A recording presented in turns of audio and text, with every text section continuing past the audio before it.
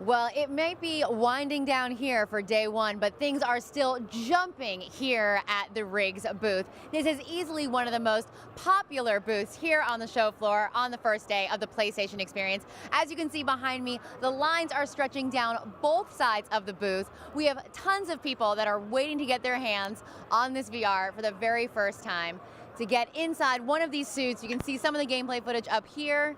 It is incredible. I got the chance to talk to some of the people that have actually played the game, and everyone has the same bewildered expression when they take that Morpheus helmet off, and they're just floored at how immersive this game is. If you're here, you've got to try out this game. It's incredible. Ryan is actually on the stage right now talking with some of the Riggs guys. They're going to go more in depth about what makes this VR game so very special. Take it away, Ryan. Thank you so much, Meredith. It's great to be here. And thank you, gentlemen, for joining me. How are you guys? Yeah, we're awesome. Yeah, we're awesome and exhausted. Very well. Thank you to all you guys out on the stage, by the way, and hanging out with us still, mostly half asleep, but that's okay. We're gonna wake you up a little bit. Gareth and Alex are from, Gorilla Cambridge. I almost forgot your studio, which would have been highly embarrassing for me. But we're here to talk about Riggs, That's mechanized combat, right? Yeah, that's it. Okay, thank God, man. It's been a long day. It's coming to PS4, and specifically it's using PlayStation VR, which is an incredible technology. But I want to hear from you guys first and give me a little breakdown about what Riggs is all about. So Riggs is a competitive arena-based first-person shooter, kind of infused with what we like to think of as the drama and the excitement of real sports. So we've tried to draw on things like basketball and American football and take the elements that really kind of make those exciting and bring those into our game. And then bring robots in. And giant robots. Yeah, so Another it's in the face. Key ingredient. Yeah, absolutely. so it's 50 years in the future. The game is set. So you've got the world of motorsport, the world of combat, and they've kind of collided together to make the mechanized combat league. And you, the player, take on the role of a star Riggs pilot. You get inserted into this multi-million-dollar rig. It's an athletic sporting machine. And you take it into arenas all the way around the world, and you're fighting for the championship. And it's about making the player, using the power of PlayStation VR, making the player feel like they're a sports star of the future. There we go. There's the. I was going to be like, oh, I think we're just going to look at the logo the whole time. I'm glad we got some footage too. Now, here's a quick question for you guys. I don't know if this is important, but is the athlete in the giant robot, are they in danger at any time? Actual danger? Is this like a death sport? No, absolutely not. So there's no real physical jeopardy for the pilots. It's just the jeopardy of the win. Exactly. Victory and That's loss. it. Yeah. So, we wanted to create something that, as in real sports, that anyone can enjoy, anyone can participate in, whether they're actually playing it or whether they're watching it. We just wanted it to be engaging for an entire audience. So it was important to us that the pilots themselves don't actually suffer any physical harm. Perfect. So when they're characters. Yeah, exactly. Yeah. And you kind of mentioned that as well, Alex, when we were talking backstage, is that you want to put the players in the role of that pilot because they are people, they are controlling this giant machine. Yeah, absolutely. So the awesome thing about VR is we can immerse people in the game world as never before. So when I'm playing the game, I can look down and I'll see my hands holding the controls of the rig. And I can look around, I can lean left and right, and the pilot will lean with me because we can track the lights on the PlayStation VR headset.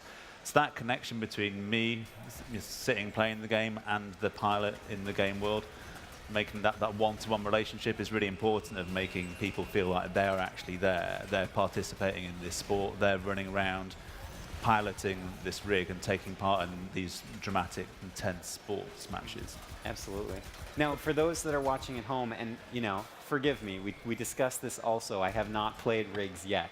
It's top of my list. You're gonna have to come tomorrow. I know, but with that said, walk through people like how the controls work. Like if someone's watching at home, help them get into that PlayStation VR headset and like how are they controlling this machine? Absolutely. So the control system, I think, is paramount to the experience. Absolutely, yeah. So one of the things it fundamentally does is it facilitates kind of anybody to pick up and play. Now that doesn't mean that it's a shallow experience, but it means that it's not reliant totally on people with pad skill. So I know a lot of my friends are like, I don't really want to play competitive shooters because I just get owned all the time because I just can't aim quick enough. Now with our control system, you're basically using the VR itself to aim. So you can aim much, much faster and much, much more accurately than you would with a pad. Okay. So the accessibility for a wider audience is really, really there. I think that accessibility is really key, because we found that people who've played the game, the reaction has been amazing. And there's been people who aren't first-person shooter fans who've played it but found it so intuitive and natural to use that they've been really evangelizing about the game, and that people's connection with it and how natural it feels. Yeah, I'm saying it's got that pick up and play feel. Absolutely, but it's not dumbed down by any means. I think we're still providing a game with a lot of depth, especially tactically. So it's less about pad skill, more about positioning, more about your strategies, how you're using your power modes. Are you playing a defensive role? How is your team operating together? Yeah. Now, is movement then designated to controller, and then so you're aiming with the motion? I mean, walk me through that element. That's right. So the left analog stick is basically controlling as it would in a traditional FPS, forward, backwards, left and right. Perfect. The control scheme that we're using at the moment in this demo is that when you use the right stick to turn, left and right, but then all your aiming is done basically with your face. I see. So you look at what you want to shoot. With your face. With your face, yeah. And like we said, as Al said, the response has been amazing.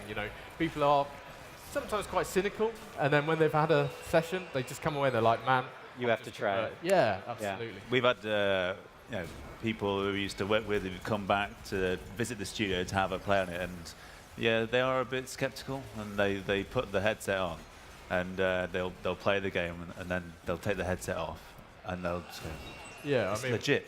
And the hype is real. It's people have such an incredible experience. And you have to try it to see the magic that's there. It's a really powerful experience. Yeah, we had several guys today, and they were like, didn't seem that excited when they were in the queue, and they kind of got there, and when they took the headset off, they were like, man, I thought this was going to be a gimmick.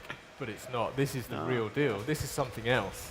That's the quintessential problem with VR is you have to try it, understand it, and that's something we've reiterated to people before, and it just Rigs is a great example of something where you just as you said, it all makes sense right away. But I do want to get back to the world because we were talking about that before, and one thing, Alex, that you mentioned that I really liked was that you said it's a very positive environment, which is nice. Yes, it's a positive sport. I think it's 50 years in the future, and it was important for us that we showed quite a positive, colourful, clean, vibrant version of the future.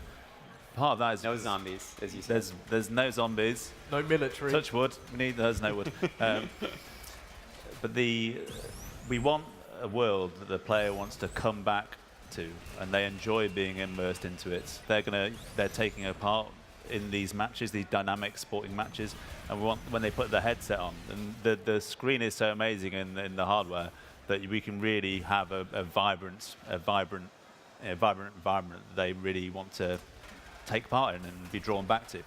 And the great thing about the Rigs arenas, so these are custom built for epic Rigs matches. So rather than your traditional sporting arenas where you'll have the crowd in the periphery sitting in the grandstand, we've been able to, you can see it on the footage that's playing, we've actually been able to take the viewing galleries and have the crowd embedded in the play structures. So rather than just being the grandstand, as you're running and playing the match, you'll be able to see the crowd banging on the windows and screaming at you. So the relationship of the crowd and the sportsman was something we really wanted to reinforce and make the most of.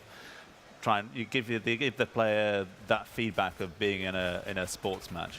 And also, I think rather than a traditional FPS where if you want to do kind of objective-based modes, you almost have to have an abstract layer where you've got a goal or a flag or something. With Rigs, it's like everything's built into the arena.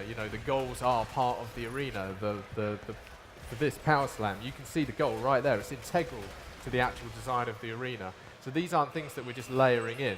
They're absolutely fundamental to the way that we've designed those arenas.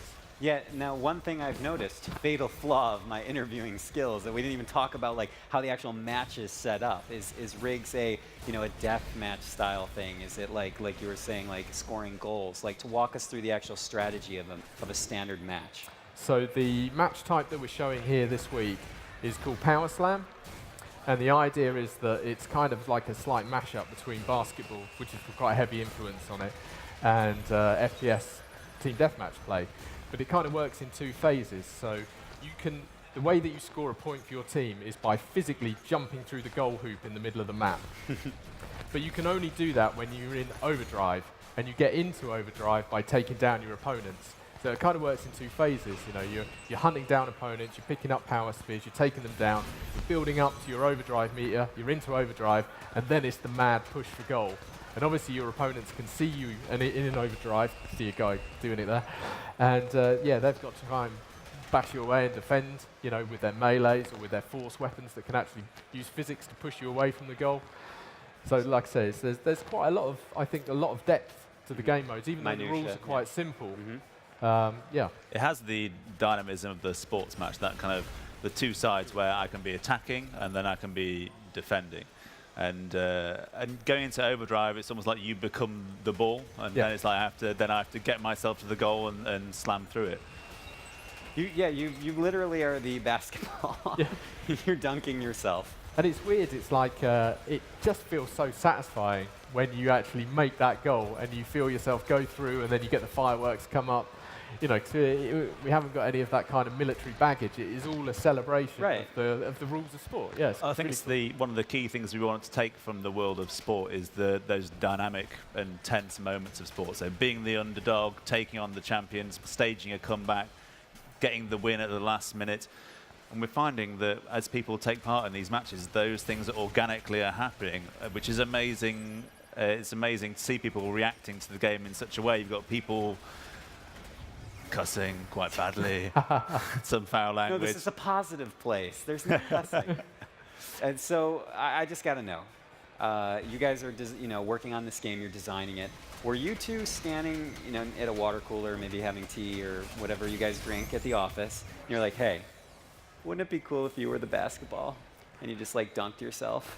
I mean, who came up with that idea?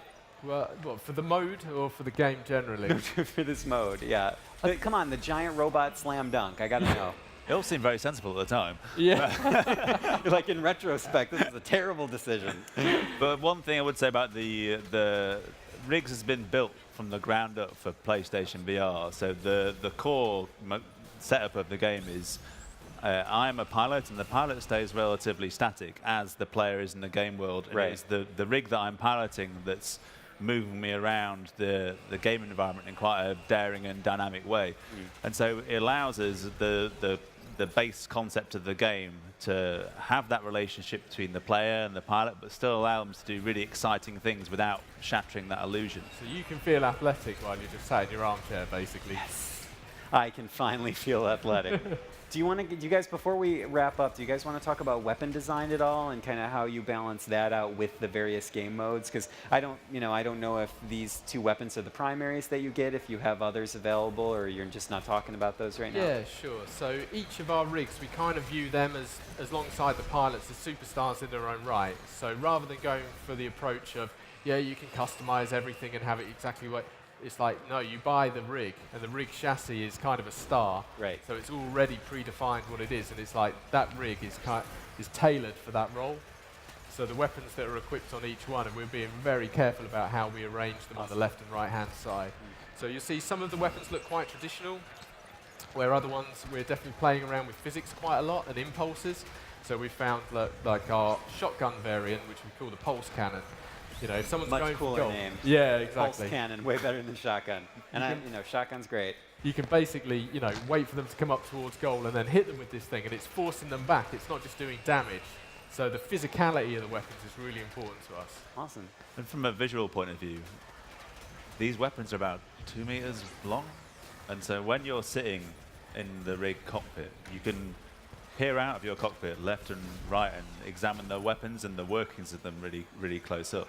And so with the design of the rigs, the visual design, we've had to make sure, because the player in VR has so much freedom, we have to make sure that all the different parts of the rigs are all mechanically sound and valid. So there's the guys have been working really hard to make sure that when you look at everything, it really holds up well, and that reality is maintained. Holds up to intense VR scrutiny at any time.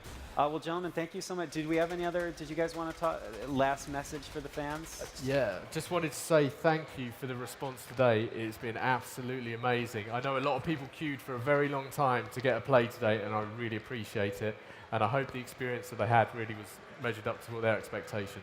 Saw a lot of happy faces, so I'm happy. Perfect. Ditto. Easy. Well, we really look forward to sharing more of the game, and we're really super excited by everyone's feedback and reactions. And we're all working really hard at the studio to deliver a fully featured first-person shooter game exclusively with PlayStation VR. Perfect. Gentlemen, thank you so much. Thank you. And thank you, everyone, for listening here in the audience and for listening at home. That was Riggs Mechanized Combat for PlayStation VR. PlayStation